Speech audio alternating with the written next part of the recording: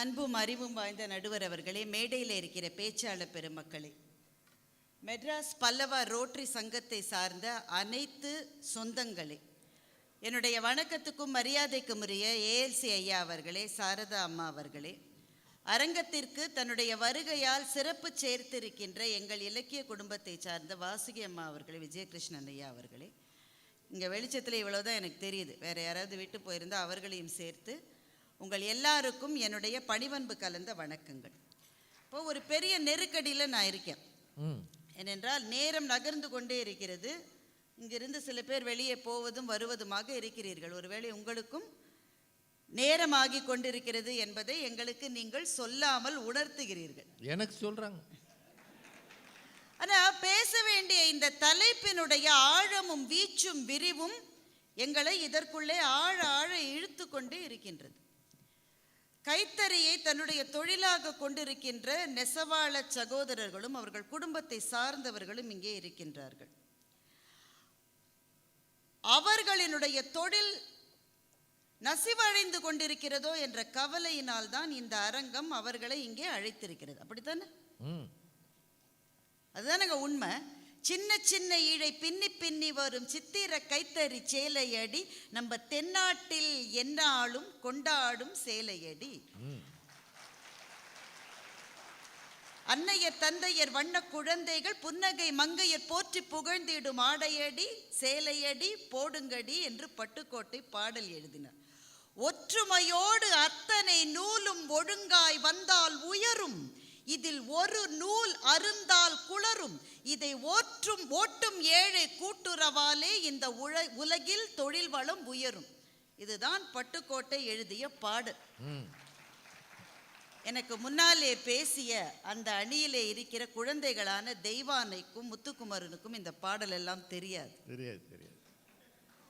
அவங்க கேட்டிருக்க மாட்டாங்க. என்னதான் யூடியூப் வந்தாலும் இந்த பாடல் அவர்களுக்கு தெரிந்திருக்காது. நாங்கள் இந்த பாடல்களை எல்லாம் கேட்டு வளர்ந்தவர்கள். அந்த தம்பிக்கும் தங்கைக்கும் நான் சொல்றேன், சிவகுமார் ஒருவேளை கேட்டு இருக்கலாம், மறந்துட்டார்.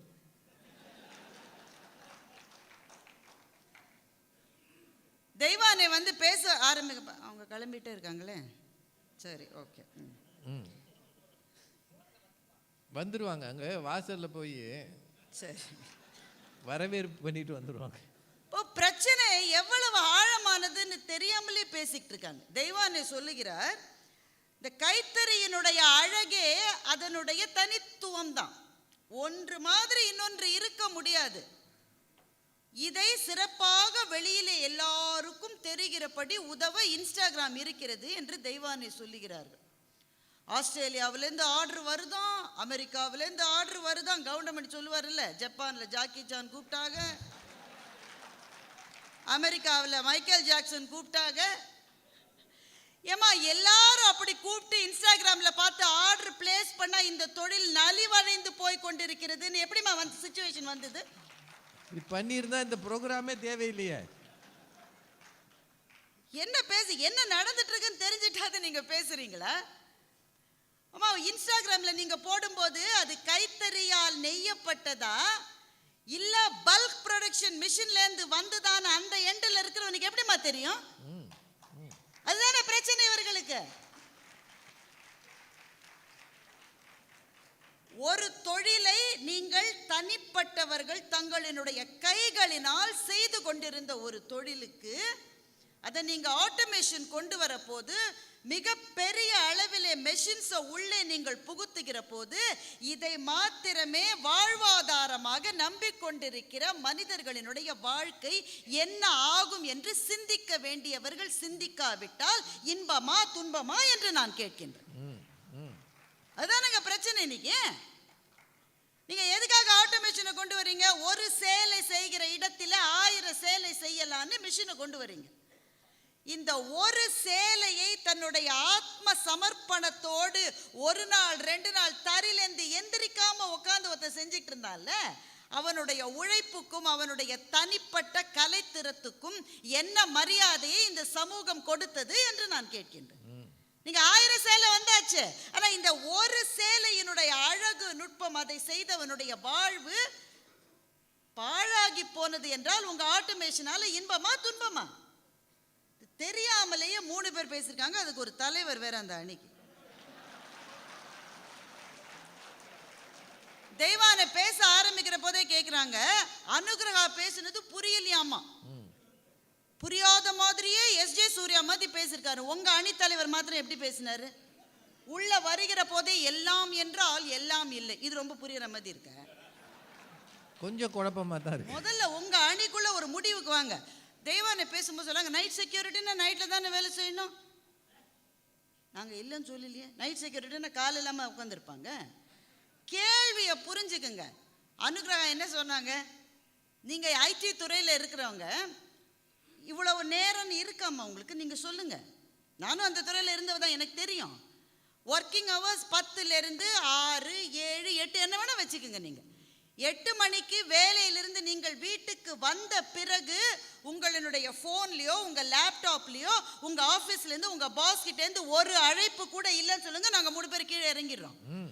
ஆட்டோமேஷன் வந்த பிறகு உழைக்கிற நேரம் இவ்வளவுதான் என்ற வரைமுறைகளே அற்று போய்விட்டது. 24 மணி நேரமும் நீங்க கூப்பிட்டா வேலைக்கு வரணும். அப்ப அந்த தனி மனிதனுடைய ஆரோக்கியம் என்ன ஆகும்? அவனை நம்பி இருக்கிற அந்த குடும்பத்தினுடைய அன்பு என்ன ஆகும்? அப்ப சமூக வாழ்க்கையினுடைய மென்மையான அத்தனை பகுதிகளையும் இழந்து விடுகிறீர்களே. நாங்க சொன்னாக்க எங்களை பார்த்து உங்களுக்கு கோபமா வருது. உங்க அப்பா சம்பாதிச்சதை விட நீங்க அதிகமா சம்பாதிக்கிறீங்க ஐடி துறையில இருக்கிறவங்க. நாங்க இல்லைன்னு சொல்லியே. ஆனா உங்க அப்பாக்கு 70 வயசுல கூட வராத நோய் உங்களுக்கு 25 வயசுலயே வருது. முதுகு வலி, மூட்டு வலி. அப்பா 80 வயசுங்க, நல்ல 3 வேளை சாப்பாடு நல்லா சாப்பிட்றாரு, மகிழ்ச்சியா இருக்கு, திருப்தியா இருக்கு. ஏன்னா பசி எடுக்குது, சாப்பிட்றாரு, செரிக்குது. பையன் ஐடி துறையில இருக்கா, 30 வயசு தான் இருந்து ஒரு வேளை சாப்பாடு கூட சாப்பிட முடியல அவனால. அப்ப இந்த வாழ்க்கை சூழல் மகிழ்ச்சியை தருகிறதா? இது இன்பமா என்று நான் கேட்கின்றேன். சார் சொல்லலாம் நினைக்கிறேன். இங்க ரொம்ப சின்ன குழந்தைங்க இல்லை. நாங்க 10 வயசு பிள்ளையா இருந்தபோது தெருவில் நடக்கிற போது எல்லா இடத்துலையும் எங்களுக்கு ஒரு போஸ்டர் தான் இருக்கும். மஞ்சள் போஸ்டர், முக்கோணத்தை கவுத்து போட்ட போஸ்டர் தான் இருக்கும், ஃபேமிலி பிளான். இன்னைக்கு எங்க நடந்தாலும் ஃபெர்டிலிட்டி கிளினிக்ஸ் மாத்திரம் தான் கண்ணுக்கு தெரியுதுன்னா என்ன சார்? எம்பி தொகுதி குறைய போகுதுன்னு அர்த்தம். என்னம்மா பேசுறீங்க நீங்க? ஆணியை எடுக்கிறத தெய்வான ஆணியை எடுத்துட்டு ஆஃபீஸ்க்கு போதான், ரொம்ப மகிழ்ச்சி. நான் இந்த கேள்வியை வேற மாதிரி சொல்றேன், வேற மாதிரி நான் கேட்குறேன். ஒரு நிறுவனம் இருக்கு, இல்லை ஒரு கட்டுமான நிறுவனம் இருக்கு. அங்கே இந்த மாதிரி பழைய பில்டிங்ஸை அதில் இருக்கிற ஆணிகளை எல்லாம் எடுக்கிறதுக்கு 10 பேரை வேலைக்கு வச்சிருக்காங்க. இந்த மிஷின் வந்துருச்சு. வந்த பிறகு அந்த 10 பேருக்கு என்ன ஆகும்னு நான் கேட்குறேன். அவ்வளோதான் நான் கேட்குறேன். இப்போ இந்த 10 பேருக்கு வேற வேலை கொடுக்கலாம். இதையே எவ்வளவு அளவிலே செய்ய முடியும்? ஆட்டோமேஷனை நீங்க கொண்டு வருவது காலத்தின் கட்டாயம். அதை மறுப்பதற்காக நாங்க 3 பேர் இங்க இல்லை. கொண்டு வருகிற போது அந்த வேலையை செஞ்சிட்டு இருந்தானே அவன் இனிமே என்ன ஆவா என்ற மனசாட்சியோடு சிந்திக்காத போது அது இன்பமா துன்பமா என்று நாங்கள் கேட்கிறோம். ஐடி துறையில் இருக்கீங்க தெய்வானே, நீங்க உங்களுடைய பணி விவரம் எனக்கு தெரியல. உங்க நிறுவனத்தில் கோடிங் எழுதுறவங்க ஒரு 1000 பேராது இருப்பாங்கன்னு வச்சுக்கோங்க. கோடு எழுதுறோம். ஆர்டிஃபிஷியல் இன்டெலிஜென்ஸ் நாளைக்கு வரும். நீங்க 1000 பேர் ஒரு வருஷம் எழுதுற கோட ஒரு ஏஐ ரோபோ ஒரே வாரத்துல பண்ணுதுன்னா உங்க நிறுவனத்துல ஏஐ வைப்பானா உங்களை வேலைக்கு வைப்பானா? வீட்டுல போய் ஆணி அடிக்க வேண்டியதுதான். ஆமா, தேவை இருக்கிற ஆணி, தேவையில்லாத ஆணி எல்லாத்தையும் நிதானமா புடுங்கலாம். ஏன்னா நம்ம வேலையை செய்ய ஏஐ வந்துருச்சு. இப்போ உங்க துறையில நாளைக்கு ஆர்டிஃபிஷியல் இன்டெலிஜென்ஸ் உங்க வேலைகளை எடுத்துக்கொண்டு போனா உங்களுக்கு இன்பமா துன்பமா? அது போல தானே ஒவ்வொரு துறையிலும். ஒரு இந்த கைத்தறி நெசவாளி இருக்கானே, அவன் எந்திரிக்கவே மாட்டான். அந்த தறியிலிருந்து அவனால எந்திரிக்க முடியாது. வாரியார் சாமி ஒரு கதை சொல்லுவாரு. தறி நெசவாளி ஒருத்தன் கோவிலுக்கே போலன்னு அவங்க வீட்டுக்காரம்மா கோவிச்சுக்கிட்டு தான். அதுக்கு கூட நேரம் இல்லாம நீ இருக்கியேன்னு அவனோட சொன்னானா, எனக்கு அதுக்கெல்லாம் நேரம் இல்லை, பக்கத்து வீட்டில் ஒருத்தர் திருநீர் பூசிருக்காரு, அவரை தினம் பார்த்து கும்பிட்டுக்கிறேன், எனக்கு அவ்வளவுதான் நேரம்னு சொன்னானா. வாரியார் சாமி சொல்லுவாரு, கோவிலுக்கு போனவனுக்கு கொடுத்த வரத்தை சிவபெருமான் விபூதியை பார்த்து கன்னத்துல போட்ட தறி நெசவாளிக்கும் கொடுத்தார் என்று வாரியார் சாமி சொல்லுவாங்க. சார், அப்படி இருந்த ஒரு தொழிலை நாம நசித்து போக விட்டுருக்கோம் ஆட்டோமேஷன் அப்ப நம்ம பாலிசி சரியில்லைன்னு அர்த்தமா? இல்ல ஆட்டோமேஷனை கொண்டு வர்ற போது இவர்களையும் நோகாமல் அப்படியே அடுத்த தளத்துக்கு எடுத்து போகிற அந்த மனநிலையை வளர்த்து கொள்ளாமலே ஒரு சமூகம் வளர்கிறது. அது ஒரு விரல் மாத்திரம் பெருசானா அது வளர்ச்சி கிடையாதுங்க, அது வீக்கங்க. அது சமூகத்தில் ஒரு பகுதியில் இருப்பவர்களை வளர விடுகிறீர்கள், இன்னொரு பக்கத்தில் இருப்பவர்கள் சூம்பி போகிறார்கள் என்றால் அது வளர்ச்சியா வீக்கமா என்று நான் கேட்கின்றேன். அது இன்பமா துன்பமா என்று உங்களை நான் கேட்கின்றேன். தேவானை முடிக்கும்போது ரொம்ப அழகா சொன்னாங்க, எந்திரம் துரோகம் செய்யாது. உண்மை, சத்தியம். எந்திரம் துரோகம் செய்யாது. எந்திரத்தை இயக்குகிறவன் தான் துரோகம் செய்வான். ஒரு எந்திரத்தை வச்சு மதுரைக்கு பக்கத்துல ஒரு மலையையே மொட்டை அடிச்சாங்களே, தெரியுமா தெரியாதா? அந்த எந்திரம் துரோகம் செய்யாத எந்திரம், நல்ல எந்திரம்.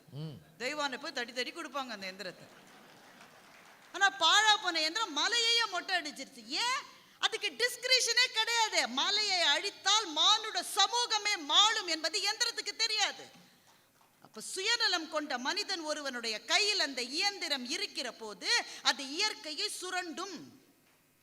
ஆட்டோமேஷன் ரிஸ்க்னு நாங்க ஏன் சொல்றோம்? அது வேண்டாம்னா, இவ்வளவு வெளிச்சம் இருக்கிறதே உங்களுக்கு வேண்டாம், வேண்டாம். இவ்வளவு வெளிச்சம் இருந்தா மூஞ்சில் அடிக்குது, பேசவே முடியல. எனக்கே இந்த பக்கம் பார்க்க முடியல. இந்த அவையில் இருக்கிற எல்லா பேச்சாளர்களுக்கு எங்க 10 வருஷம் முன்னாடி நாங்க பேசியிருக்கோம், 15 வருஷம் முன்னாடி நாங்க பேசியிருக்கோம். முன்னாடி எப்ப வீடியோ கேமரா வந்ததோ எங்களினுடைய பேச்சினுடைய வேகமும் சுவையும் அதிகரித்ததா குறைந்ததா என்பதை இந்த அவையில் இருக்கிற பேச்சாளர்கள் சொல்லட்டும். நம்மை முன்னால் நின்று கண்காணித்து கொண்டே இருக்கிற ஒரு கேமரா வந்த பிறகு எங்களினுடைய பேச்சினுடைய சூடும் சுவையும் குறைந்து போயிருக்கிறது என்பதற்கு நானும் ராஜா சார், சாரதா மேடம் சாட்சி. என்னத்தையாவது கொண்டு போய் போட்டு விட்டுறாங்க. நான் அந்த தம்பிகளை குறை சொல்லவில்லை. ஆனா டெக்னாலஜி என்பது எப்படியும் உங்களை எந்த திசைக்கும் எடுத்துட்டு போயிடும். பேச்சிலிருந்து ஒரு வரியை உருவி போட்டா அது அர்த்தமே மாறிடுங்க அதுக்கு. அப்ப எனக்கும் ஆடியன்ஸுக்கும் நடுவுல யாருமே கிடையாது. நானும் நீங்களும் சந்தோஷமா பேசிய காலங்களில் இருந்த மகிழ்ச்சி இன்றைக்கு பேச்சு மேடைகளில் இல்லை என்றால் எந்திரமயமாக்குதல் எல்லா விதத்திலும் கிரியேட்டிவிட்டியை கம்மி பண்ணுன்னு நான் சொல்றேன். சார், நான் எந்திரமயமாக்குறதுனுடைய உச்சம் நாளைக்கு ஆர்டிஃபிஷியல் இன்டெலிஜென்ஸ் வந்தா அதுவே பாடும், அதுவே வீணை வாசிக்கும். ஒரு ஓவியன் ஒரு வருஷம் உட்காந்து வரையறதா அது 2 நிமிஷத்துல வரையும்னா ஓவியனுக்கு வேலை கொடுக்க மாட்டாங்க, அதுக்கு தான் வேலை கொடுப்பாங்க. அப்ப கலைஞன் என்ன செய்வான் என்று நான் கேட்கிறேன். கலைஞர்களே இல்லாத ஒரு சமூகம் உங்களுக்கு இன்பமா துன்பமா என்பதை 3 பேரும் தயவு செய்து பதில் சொல்லுங்க. முத்துக்குமரன் தம்பி, எனக்கு நேரம் அதிகம் இல்லை தம்பி, பட்டிமன்றம் ரொம்ப நல்லா பேசுறீங்க. ஆனா நம்ம கல்யாணம் ஆகலன்ற குறையெல்லாம் பட்டிமன்ற மேடல் சொல்லி ஒரு பயனும். இது பட்டிமன்றமா மேரேஜ் பியூரோவாயா? நம்ம என்ன செய்யறது? ஆளுன்னா பொறுமையா இருக்கணும். இல்லைன்னா ஏதாவது ஒரு பொண்ணு ஏமாறுதான் தேடி பார்க்கணும். பட்டிமன்ற மேடையில் வந்து சொன்ன நம்ம என்ன செய்யறது? அதுக்கு அவங்க ரொம்ப முக்கியமா முத்துக்குமரன் ஒரு கருத்தை வைத்தார். முன்னாடிலாம் அவர் அந்த ஜாதி இவர் இந்த ஜாதி அப்படிலாம் சொல்லிட்டு இருந்தாங்க. இப்போல்லாம் என்ன சொல்றாங்கன்னா, அமேசானில் வேலை பார்க்குற நம்ம சமூகம், கூகுளில் வேலை பார்க்குற நம்ம கிருஷ்ணன், அப்போ அவங்களுடைய ஐடென்டிட்டியே அவங்க வேலை செய்கிற நிறுவனங்கள் தான் முடிவெடுக்குதுன்னு சொன்னார். நீங்களாம் கை தட்டினீங்க, எனக்கும் மகிழ்ச்சியாக இருந்தது. ஆனால் அப்படியா நமக்கு இன்டர்நெட் வந்த பிறகு சாதி வேறுபாடெல்லாம் மறைஞ்சிருச்சா? ஃபேஸ்புக்கில் இருக்கிற சாதி நம்முடைய வீதிகளில் கூட கிடையாது. உங்களுக்கு தெரியுமா அது? ஏன்னா வீதியில் சாதி பேசுறதுக்கு நாம் கொஞ்சம் தயங்குவோம், கொஞ்சம் யோசிப்போம். ஆனால் ஃபேஸ்புக்லேயும் ட்விட்டர்லேயும் இன்ஸ்டாகிராம்லேயும் ஃபேக் ஐடிஸை வச்சுக்கிட்டு ஜாதி பெருமையை பேசாதவர்கள் யார் இருக்கிறார்? முன்னாடி நாங்கள் பயந்தோம், ஐயோ நம்ம சாதியெல்லாம் கேட்டோம், நீ என்ன ஜாதின்னு கேட்கறதுக்கெல்லாம் கொஞ்சம் தயக்கமாக இருக்கும். அப்படிலாம் நேராக கேட்கக்கூடாது. அது மாதிரி இன்னைக்கு கேட்குறா சார் இன்ஸ்டாவில், இன்னைக்கு கேட்குறா சார் ஃபேஸ்புக்கில். ஏன் கேட்குறான்? அவனோட சொந்த பேரில் கூட அவனுக்கு ஐடி கிடையாது. போலி ஐடிக்களில் மறைந்து கொண்டு ஜாதியை வளர்க்கிறது தான் சமூக ஊடகங்கள் என்று நான் சொல்லுகிறேன். முடிந்தால் மறுத்து பாருங்கள் நீங்கள் 3 பேர். அவர் தான் பேசி முடிச்சிட்டார்லம்மா.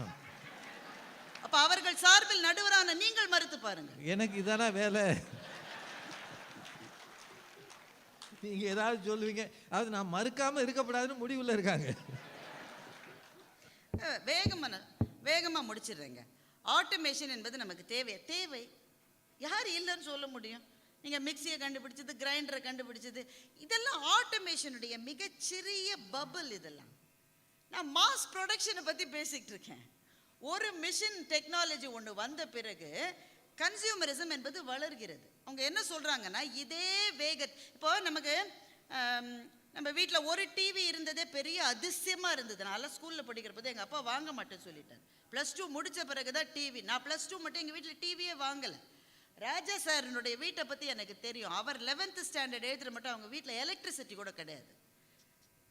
அதுதான் நிதர்சனம். அப்போ ஒரு டிவின்றது ரொம்ப பெருசா தெரிஞ்சது. சார், இன்னைக்கு நம்ம ஒவ்வொரு வீட்லயும் 3 டிவி இருக்கு.